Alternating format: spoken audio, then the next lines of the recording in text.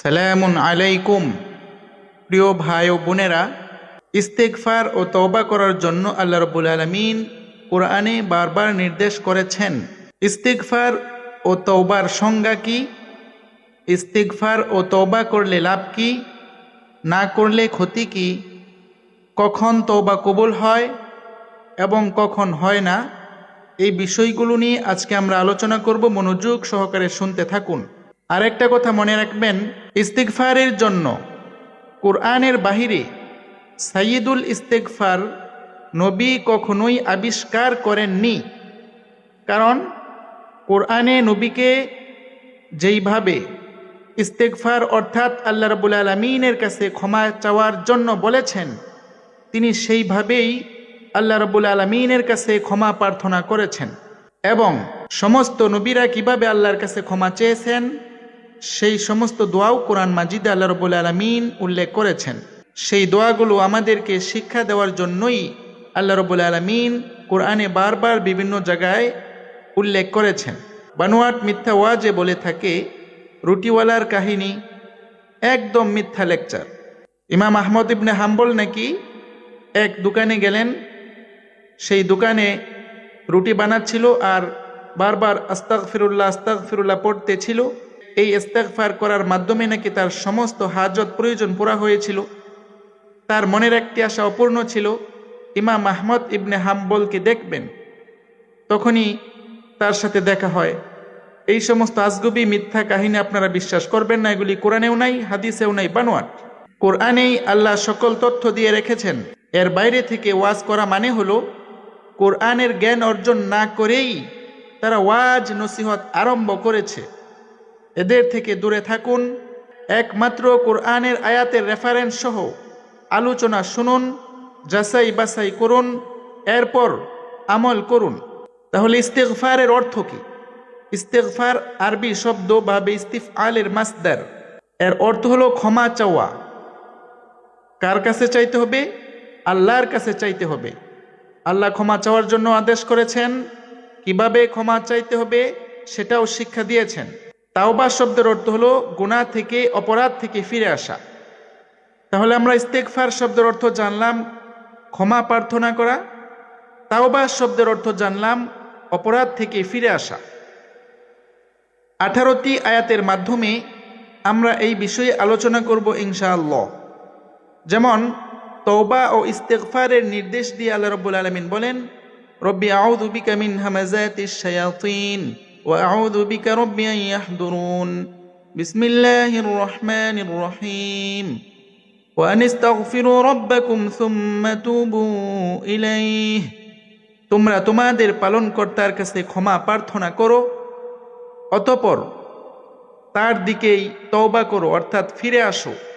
এই আয়াতে আল্লাহ রাব্বুল আলামিন দুটি আদেশ করেছেন। 1 নাম্বার, তার কাছে ক্ষমা চাইতে হবে। 2 নাম্বার, তার দিকেই ফিরে আসতে হবে, তওবা করতে হবে গুনাহ ছেড়ে। তওবা কখন কবুল হয় তা যদি আমরা জানতে চাই, তাহলে সূরা নিসার 17 নাম্বার আয়াতটি মনে রাখতে হবে। আয়াতে আল্লাহ রাব্বুল আলামিন বলেন, ইন্নামাত তাওবাতু আলাল্লাহি লিল্লাযীনা ইয়ামালুনা সুআ বিজাহালাহ সুম্মা ইয়াতুবুনা মিন করিব ফাউলাইকা ইয়াতুবুল্লাহু আলাইহিম। নিশ্চয়ই আল্লাহ তাদের তওবা কবুল করবেন, তাদের গুনাহ থেকে ফিরে আসাটাকে কবুল করবেন। যারা ভুলবশত মন্দ কাজ করে, গুনাহের কাজ করে, অতঃপর অনতি বিলম্বে তওবা করে ফিরে আসে, এরাই হলো সেসব লোক যাদের তওবা আল্লাহ কবুল করেন। আয়াতে আল্লাহ রাব্বুল আলামিন বলেছেন 3টি কথা। 1 নাম্বার, যারা ভুলবশত মন্দ কাজ করে। 2 নাম্বার, দ্রুত ফিরে আসে আর আল্লাহ রাব্বুল আলামিনের কাছে এসে ক্ষমা প্রার্থী হয়, তখন আল্লাহ এদের তওবা কবুল করবেন। আর কখন কবুল করবেন না? সূরা নিসার 18 নম্বর আয়াতটি দেখুন, ওয়ালাইসাতিত তাওবাতু লিল্লাযীনা ইয়ামালুনাস সাইয়্যাত হাত্তা ইযা হাদারা আহাদাহুমুল মাউত ক্বালা ইন্নী তুবতুল আন ওয়ালাল্লাযীনা ইয়ামুতুনা ওয়াহুম কুফফার উলাইকা আ'তাদনা লাহুম আযাবান আলীমা। তওবা তাদের জন্য নয় যারা আজীবন মন্দ কাজ করে অবশেষে তাদের কারো মৃত্যু উপস্থিত হলে সে বলে, আমি এখন তওবা করছি, মানে আমি সকল গুনাহ ছেড়ে আল্লাহর কাছে এখন ফিরে আসছি। আর তাদের জন্য নয় যাদের মৃত্যু হয় কাফির অবস্থায়, অর্থাৎ আল্লাহকে অমান্য করা অবস্থায়। কাফির শব্দের অর্থ হলো যে আল্লাহকে অমান্য করে। আল্লাহকে অমান্য করা হয় কিভাবে? আল্লাহর কোরআনের আয়াতকে অমান্য করার মাধ্যমে। তাই কোরআন পড়ে যদি কেউ না মানে, সে অবশ্যই আল্লাহকে অমান্য করার কারণে কাফির হয়ে যাবে নিজের অজান্তেই। এরাই তারা যাদের জন্য মর্মন্তুদ শাস্তির ব্যবস্থা করেছি। তাহলে যারা গুনার কাজ করতেই থাকে, অপরাধে লিপ্ত থাকে, মৃত্যুর সময় তারা অবশ্যই আল্লাহর কাছে তওবা পড়ে ক্ষমা চায়। আল্লাহ রাব্বুল আলামিন তাদের তওবা কবুল করবেন না। সমস্ত বদ আমল আল্লাহ নেক দিয়ে পরিবর্তন করে দিবেন, এমন সুযোগ আল্লাহ রাব্বুল আলামিন রেখেছেন। সূরা ফুরকানের ৭০ নম্বর আয়াতটি দেখুন, ইল্লা মান তাবা ওয়া আমানা ওয়া আমিলা আমালান সালিহা ফাউলাইকা ইউবাদদিলুল্লাহু সাইয়্যাতিহিম হাসানাত ওয়া কানাল্লাহু গফুরুর রহিমা। তারা নয় যারা তওবা করে, ঈমান আনে ও সৎকর্ম করে, আল্লাহ এদের পাপ পরিবর্তন করে দিবেন পুণ্য দিয়ে। আল্লাহ ক্ষমাশীল, পরম দয়ালু। এই আয়াতে 3টি কাজ দিয়েছেন। 1 নাম্বার, যারা তওবা করে, অর্থাৎ সমস্ত গুনাহ ছেড়ে দেয়, গুনাহ ছেড়ে আল্লাহর দিকে ফিরে আসে। 2 নাম্বার, ঈমান আনে। সারা কোরআনে 5টি বিষয়ে ঈমান আনার জন্য আল্লাহ রাব্বুল আলামিন বলেছেন। সূরা বাকারার 177 নম্বর আয়াত দেখবেন, আল্লাহর প্রতি, ফেরেশতাদের প্রতি, কিতাব সমূহের প্রতি, নবী রসুলগণের প্রতি এবং আখিরাতের প্রতি। 3 নাম্বার, সৎ কাজ করে, অর্থাৎ আল্লাহ রাব্বুল আলামিনের আদেশ নিষেধগুলো মেনে চলে। আল্লাহর আদেশ মেনে চললেই রসুলকে মানা হয়, আল্লাহর নিষেধগুলো থেকে বেঁচে থাকলেই রসুলকে মানা হয়। রসুলের জন্য আলাদা কোনো কিতাব নেই যে সেই কিতাব মানার মাধ্যমে রসুলকে মানা যাবে। রসুল যা আদেশ করে তা কোরআনেই রয়েছে, রসুল যা নিষেধ করে তাও কোরআনেই রয়েছে। অনেকেই ভুল বলে থাকে কোরআন মানলে আল্লাহকে মানা হয়, কোরআনের বাহিরে হাদিস মানলে রসুলকে মানা হয়। এটা হলো সম্পূর্ণ বানোয়াট মিথ্যা কথা। তাহলে আমরা 3টি কাজ করব, সমস্ত গুনাহ ছেড়ে দিব, বিশ্বাস করব এবং ভালো কাজগুলি করব। তাহলে আল্লাহ রাব্বুল আলামিন গুনাহগুলো ক্ষমা করবেন তো করবেনই, আরও পরিবর্তন করে দিবেন নেকের মাধ্যমে, সওয়াবের মাধ্যমে। কেন? তিনি ক্ষমাশীল, পরম দয়ালু হওয়ার কারণে। তাই আমাদেরকে খাঁটি তওবা করতে হবে। মনে মনে বাটপারি ধোঁকাবাজি করার মতো তওবা করলে হবে না। এখন তওবা করলাম, গুনাহ ছেড়ে দিলাম, সামনে সুযোগ পেলে করব, এটাকে খাঁটি তওবা বলা হয় না। খাঁটি তওবার ব্যাপারে আল্লাহ রাব্বুল আলামিন সূরা তাহরিমের 8 নম্বর আয়াতে বলেন, ইয়া আইয়ুহাল্লাযীনা আমানু তুবু ইলাল্লাহি তাওবাতান নাসুহা আসা রব্বুকুম আন ইউকাফিরা আনকুম সাইয়্যাতিকুম। হে মুমিনগণ, হে বিশ্বাসীগণ, তোমরা আল্লাহর নিকট খাঁটিভাবে তওবা করো, ফিরে আসো। খুব সম্ভব তোমাদের প্রতিপালক তোমাদের পাপসমূহ মোচন করে দিবেন এবং তোমাদেরকে জান্নাতে প্রবেশ করাবেন। তাহলে খাঁটি তওবা করলে 2টি লাভ, সমস্ত গুনাহ আল্লাহ রাব্বুল আলামিন ক্ষমা করবেন এবং জান্নাতে প্রবেশ করাবেন। যদি কেউ ঘুষ খায়, আজ থেকে যদি সে ছেড়ে দেয় আর জীবনে সেই অপরাধ না করে, অবশ্যই তার সমস্ত অপরাধ আল্লাহ ক্ষমা করে দিবেন, অবশ্যই সে জান্নাতে প্রবেশ করবে। তাওবা ও সংশোধনের প্রতিদান আল্লাহ রাব্বুল আলামিন সূরা বাকারার 160 নম্বর আয়াতে আল্লাহ বলেন, ইল্লাল্লাযীনা তাবু ওয়া আসলাহু ওয়া বায়্যানু ফাউলাইকা আতুবু আলাইহিম ওয়া আনাত তাওয়াবুর রহিম। কিন্তু যারা তওবা করেছে, নিজেদের সংশোধন করেছে এবং সত্য প্রকাশ করেছে, 3টা কাজ। 1 নাম্বার তওবা করেছে, 2 নাম্বার নিজেদের ভুল ত্রুটি যা ছিল সেগুলো ছেড়ে দিয়ে নিজেদেরকে সংশোধন করেছে, 3 নাম্বার সত্য প্রকাশ করেছে।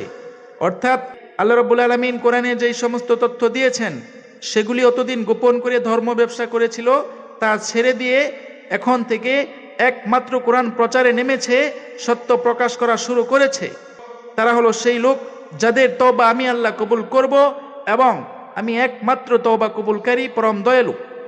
তাহলে যারা কোরআন গোপন করার মাধ্যমে নিজেদেরকে জাহান্নামের উপযুক্ত করেছে, তাদেরকে আল্লাহ রাব্বুল আলামিন 3টি কাজের মাধ্যমে ক্ষমা করবেন বলে ওয়াদা করেছেন। 1 নাম্বার, তওবা করতে হবে, অর্থাৎ গুনাহ ছেড়ে দিতে হবে। 2 নাম্বার, নিজেদেরকে সংশোধন করতে হবে। 3 নাম্বার, সত্য প্রকাশ করতে হবে। তাহলেই আল্লাহ রাব্বুল আলামিন এদেরকে ক্ষমা করবেন এবং জান্নাতে প্রবেশের ব্যবস্থা করবেন। আল্লাহর রহমতের ঘোষণা রয়েছে। তওবা করলে আল্লাহ রাব্বুল আলামিন তাদেরকে ক্ষমা শুধু করবেন না, আল্লাহর পক্ষ থেকে বিশেষ দয়া ও রহমতের ব্যবস্থা রয়েছে। সূরা জুমারের 53 নম্বর আয়াতটি দেখুন। কুল ইয়া ইবাদিয়াল্লাযীনা আসরাফু আলা আনফুসিহিম লা তাকনাতু মির রাহমাতিল্লাহ ইন্নাল্লাহা ইয়াগফিরুয যুনুবা জামিআ। তুমি বলো, হে আমার বান্দাগণ, যারা নিজেদের উপর বাড়াবাড়ি করেছো, অপরাধ করেছো, গুনাহ করেছো, তোমরা আল্লাহর রহমত হতে নিরাশ হইও না। নিঃসন্দেহে আল্লাহ সমস্ত গুনাহ অপরাধ ক্ষমা করবেন। কেন ক্ষমা করবেন? কারণ হলো তিনি বড়ই ক্ষমাশীল, পরম দয়ালু। তাহলে যারা আমরা অপরাধী, গুনাহ করেছি, আমরা কখনো আল্লাহর রহমত থেকে নিরাশ হব না। আল্লাহর প্রতি ভরসা রেখে সমস্ত গুনাহ ছেড়ে দিয়ে আল্লাহর কাছে ক্ষমা প্রার্থী হব। তাহলে আল্লাহ রাব্বুল আলামিন আমাদেরকে তার রহমতের চাদরে আবৃত করে নেবেন। সূরা জুমারের 54 নম্বর আয়াতটি দেখুন। ওয়ানিবু ইলা রাব্বিকুম ওয়াসলিমু লাহু মিন ক্বাবলি আন ইয়াতিয়াকুমুল আযাবু সুম্মা লা তুনসারুন। তোমরা তোমাদের প্রতিপালকের অভিমুখী হও এবং তার নিকট আত্মসমর্পণ করো। তোমাদের নিকট শাস্তি আসার পূর্বে তৎপর তোমাদেরকে সাহায্য করা হবে না। কিভাবে আল্লাহর রহমত পাওয়া যাবে, কিভাবে ক্ষমা পাওয়া যাবে, এই আয়াতে তার 2টি কথা বলা হয়েছে। 1 নাম্বার, আল্লাহমুখী হতে হবে, সব ছেড়ে দিতে হবে, আল্লাহর মুখী হতে হবে। আল্লাহর মুখী হতে হবে কিভাবে হওয়া যাবে?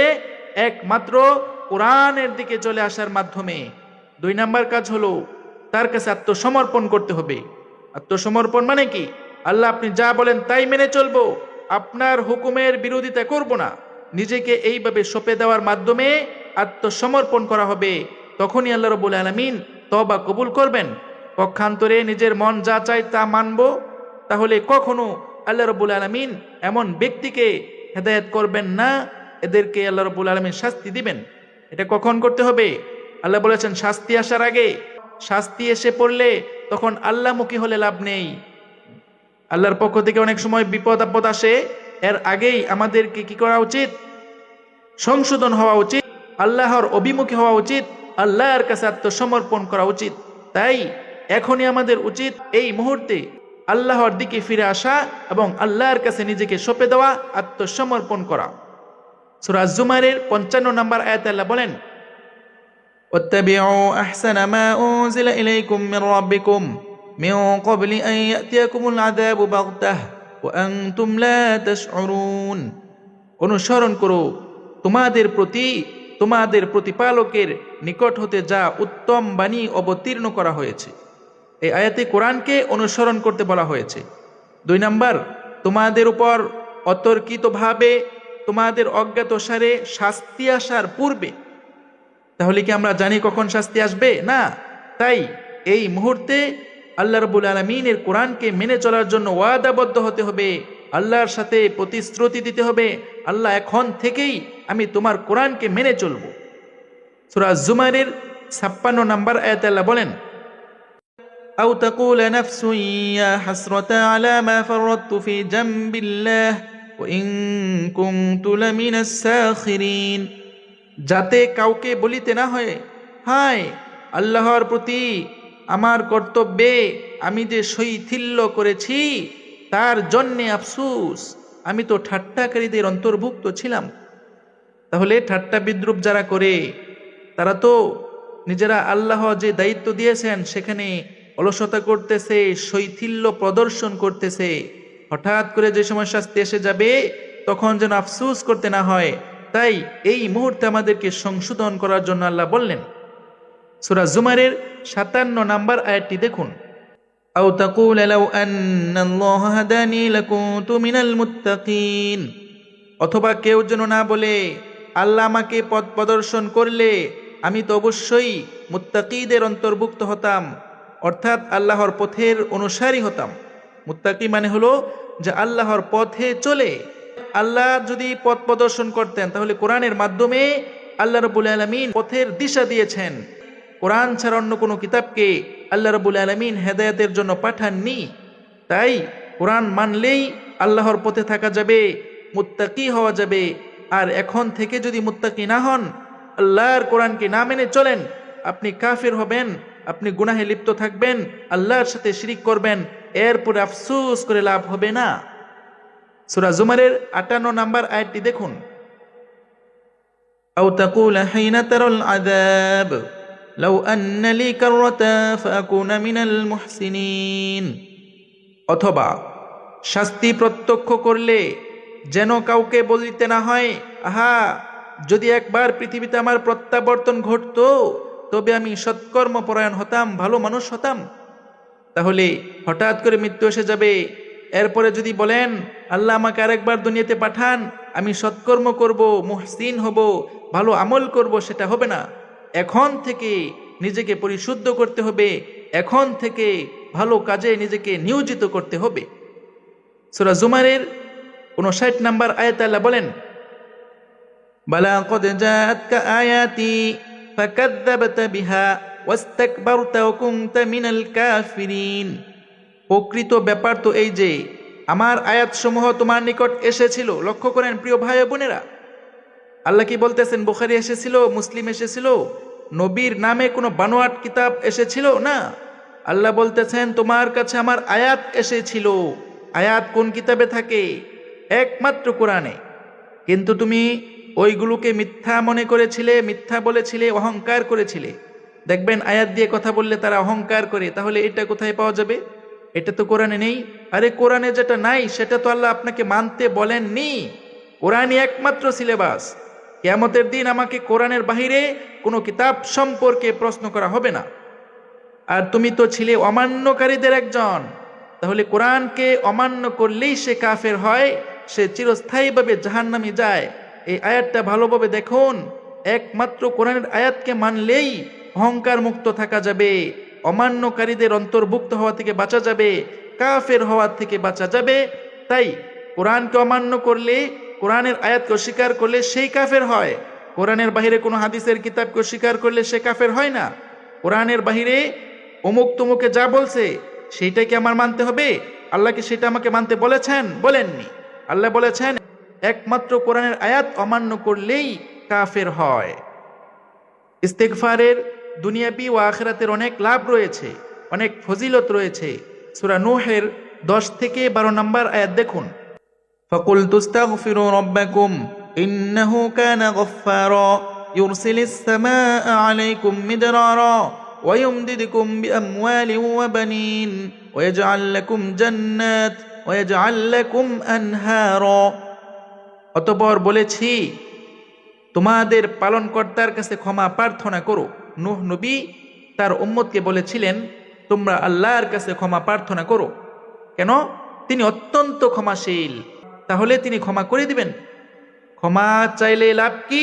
তিনি বলেন তিনি তোমাদের উপর অজস্র ধারায় বৃষ্টি বর্ষণ করবেন। অপরাধের কারণে আল্লাহ রাব্বুল আলামিন বৃষ্টি বন্ধ করে দেন।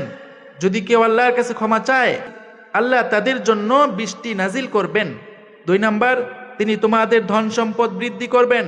3 নাম্বার, সন্তান সন্ততি বাড়িয়ে দিবেন। 4 নাম্বার, তোমাদের জন্য বাগান স্থাপন করবেন। 5 নাম্বার, তোমাদের জন্য নদী নালা প্রবাহিত করবেন। তাহলে ক্ষমা চাইলে 5টি লাভ।